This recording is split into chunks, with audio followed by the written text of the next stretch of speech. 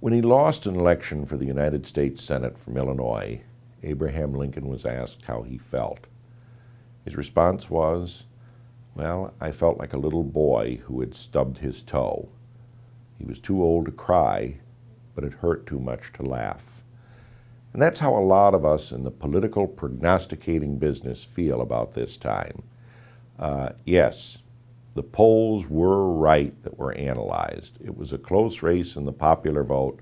Barack Obama won and was reelected rather comfortably in the Electoral College. Republican Mitt Romney conceded graciously.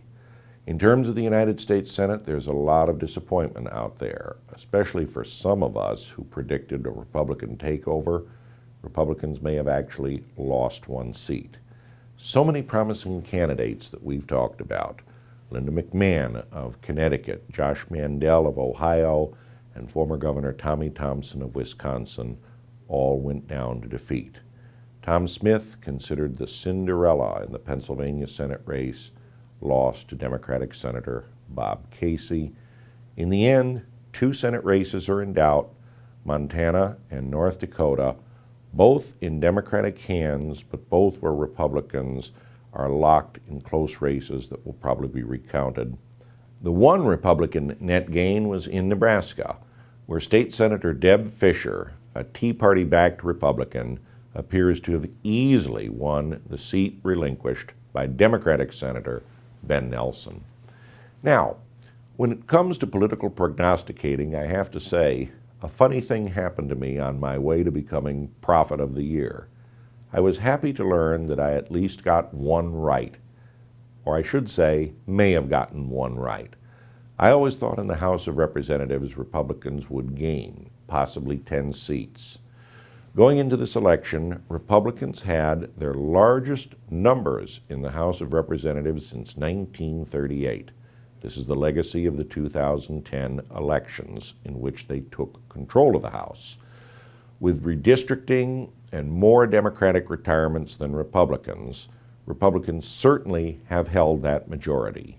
There's a number of races out there that have yet to be decided that could increase it from a handful of seats to the 10 that I predicted. I don't know about that because I just don't know what limbo is like until the recount is finally done and the certificates have been handed out. Sad note for conservatives.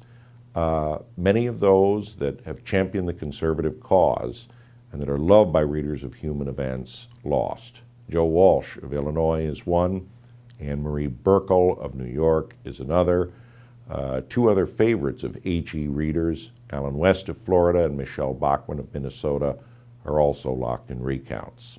But at the same time, a number of young conservative Republicans won seats held by Democrats. Andy Barr of Kentucky beat Democratic Congressman Ben Chandler, a legend as the son of a former governor, senator, and baseball commissioner.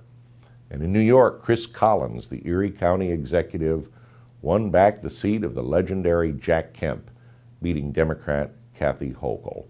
So Republicans should have a lot to cheer about. One final note. President Obama, of course, is not a favorite of conservatives, and many were saddened about his reelection. One has to admire success in politics, as I do after a lifetime of covering politicians.